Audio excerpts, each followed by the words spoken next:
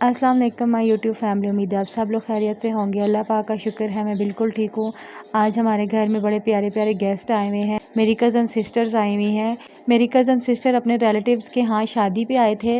वलीमा वगैरह से फ़ारिग होकर उन्होंने हमें फ़ोन किया कि हम आपके घर आ रहे हैं और ज़बरदस्त सी चाय बना के ना हमें पिलाना। जब उन्होंने ये कहा कि हम लोग चाय आपके घर पिएंगे तो फिर अब्बू कहते हैं कि उनसे ये पूछ लो कि बच्चे साथ आ रहे हैं तो वो क्या खाना पसंद करते हैं, तो क्या बनवाएं हम आप लोगों के लिए, क्योंकि उनके पास टाइम तो नहीं था, उन्होंने जल्दी से निकलना था। तो मेरी कज़न्स कहती हैं कि बच्चे ख़ास तौर हमारे रस खाते हैं और डबल रोटी खा लेते हैं, बाकी चीज़ें वगैरह नहीं लेके आना क्योंकि ये सारा दिन चीज़ें ही खाते रहते हैं।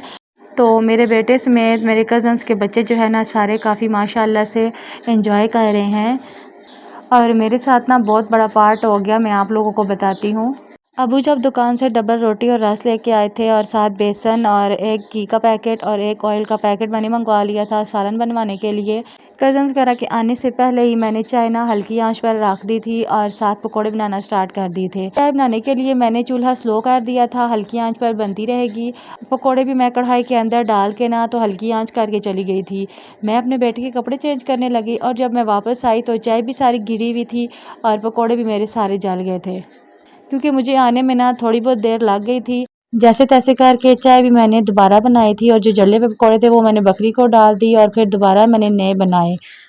और फिर प्लेट के अंदर मैंने डबल रोटियां निकाली, साथ रस निकाले, चाय मैंने बनाई, अपने घर वालों को पिलाई, साथ तमाम मेहमानों को पिलाई। मेहमानों ने चाय पी, शुक्रिया अदा किया और फिर वो लोग चले गए। उसके बाद मैंने शाम का खाना बनाना था। शाम के खाने में मैं बना रही हूँ चिकन और पालक। चिकन और पालक बनाने के लिए मैंने सारे मसाले तैयार करके पहले ही रख दिए थे। उसके बाद मैंने चिकन को फ़ौरन से फ्राई कर लिया। मैं अपने दोनों हाथों से जल्दी जल्दी काम ख़त्म करने की कोशिश कर रही थी क्योंकि पहले गेस्ट आ गए थे, उनके लिए चाय वगैरह का इंतज़ाम करना था। उसके बाद मैंने बर्तन धोए, फिर मैंने पालक की कटिंग की, चिकन को फ्राई किया और बहुत सारा काम ना एक साथ मैंने किया। मेरा बेटा रोए जा रहा था। अब्बू ने इतनी मुश्किल से ना उसको कंट्रोल किया हुआ था, कभी बाहर लेके जाते हैं, कभी कहाँ लेके जाते हैं, वो खामोश ही नहीं हो रहा था क्योंकि उसकी ज़िद थी कि मुझे मामा उठाए और मेरे पास टाइम नहीं था। मैंने कहा कि वैसे भी शाम की अज़ानें होने वाली हैं और मेरा बेटा किचन में आता है और बार बार मुझे कहता है मम्मा मुझे उठाओ। मैंने कहा बेटा थोड़ी देर सब्र कर जाओ, बस मेरा सालन बनने वाला है, रोटियां भी बना कर ना मैं फिर आती हूँ, आपको उठाती हूँ। शुक्र अल्हम्दुलिल्लाह सालन मेरा बनकर तैयार हो चुका था, लेकिन मेरे जिस्म में ना सांस बिल्कुल भी नहीं रही थी क्योंकि मुझे बहुत ज़्यादा सख्त भूख लगी हुई थी।